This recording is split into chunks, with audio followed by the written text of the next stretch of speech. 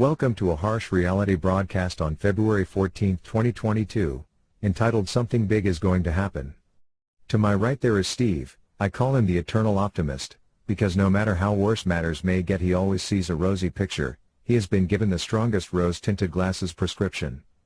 On my left is VI. He is so laid back we are thinking of getting him a couch next time there is a harsh reality broadcast. Opposite me is Wise William. He is going to give us a talk about how he sees the future. He just tells it as it is. Behind Wise William is Sad Bob. In all the years I have known Sad Bob, I have never seen him smile. I'll try again though. Hey Sad Bob, give us a smile. As I thought, not a chance. I live in hope, just maybe he will smile one day. To Wise William's right we have Woke Wendy. Oh my goodness, she gave us a hard time last time she was on. If looks could kill, we would have attended VI's funeral by now. Behind me just to my right we have our prepper Phil Stinton. As the years go by, I am beginning to see things from his perspective. Lastly we have our Tracy at the bar. I use the 80-20 rule with Tracy. 80% of the time she is hammered and 20% of the time she is sober. I must interview her soon when she is sober. She certainly enjoys living for today, but forgets about living for tomorrow. Okay, let's hear what Wise William has to say. Thank you, Tony. First of all, I would like to talk briefly about fractional reserve banking. I know I have talked about this before, but it does put matters into perspective. 1971 was the turning point when President Richard Nixon detached the dollar from the gold standard to pay for the Vietnam War. The dollar effectively became a fiat currency. It was only supposed to be a temporary measure. Over the years the fractional reserve ratio became more and more loose, and too much currency was loaned into existence. Far too much debt is in the system, and as we know it has to be paid back one day.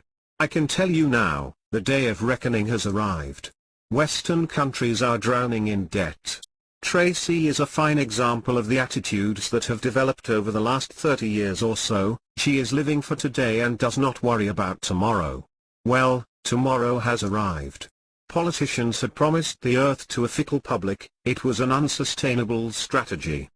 Okay, with that background, let's focus on COVID-19. In my opinion, this was a godsend for our governments, and they adopted the Hegelian dialectic. That is to say, problem, reaction, solution. The problem is too much debt in the system. Western countries were starting to collapse under the weight of too much debt. Therefore governments have to react to this by stating COVID-19 is extremely dangerous and therefore we need to lock down and introduce draconian measures. These measures accelerated the collapse of economies all over the world, but at least COVID-19 could be blamed for this. The solution for this is central government and multinational corporations, including banking institutions, to take control.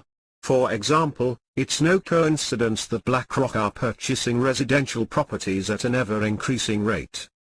The collapse of Western economies coupled with significant money spent on COVID, for example the furlough scheme in the UK, has led to high inflation. This coupled with the spike in energy costs has created the perfect storm. According to the World Economic Forum, Agenda 2030 is the solution to our problems. The World Economic Forum claim Agenda 2030 will ensure a sustainable future. They have several key bullet points. Firstly, the World Economic Forum state you'll own nothing and be happy. Secondly, whatever you want you'll rent and it'll be delivered by drone. Thirdly, the US won't be the world's leading superpower. Fourthly, a handful of countries will dominate, and so on. I see this central control by governments mirroring the model that China adopts. Don't be surprised if we are subjected to the social credit score. You can see this creeping in with the introduction of vaccine passports. It's about drip feeding this over a long period of time. After all, the authorities don't want the frog jumping out of the pot. The introduction of the woke society, in my opinion, has designed to weaken the fabric of our society. Look at Woke Wendy. She conforms to all the crazy nonsense, claims to be tolerant, and yet extremely intolerant when we clap or use the term ladies and gentlemen. Just look at her. She is always angry, she is divisive, and unpleasant. However, it suits the government. These crybabies will be easier to control. This coupled with political correctness has reduced the ability of many to become critical thinkers. Why do you think in Canada, Trudeau is doubling down on the truckers and becoming more like a dictator, rather than a leader? Simply put, in my opinion, he is following the script of the elite. There is far too much for the elite to lose now, and they will go to any lengths to intimidate the population. Make no mistake, we are at a crossroads. I fear Trudeau and other so-called leaders will not back down and will go to any lengths to push through their agenda. Mark my words, something big is about to happen.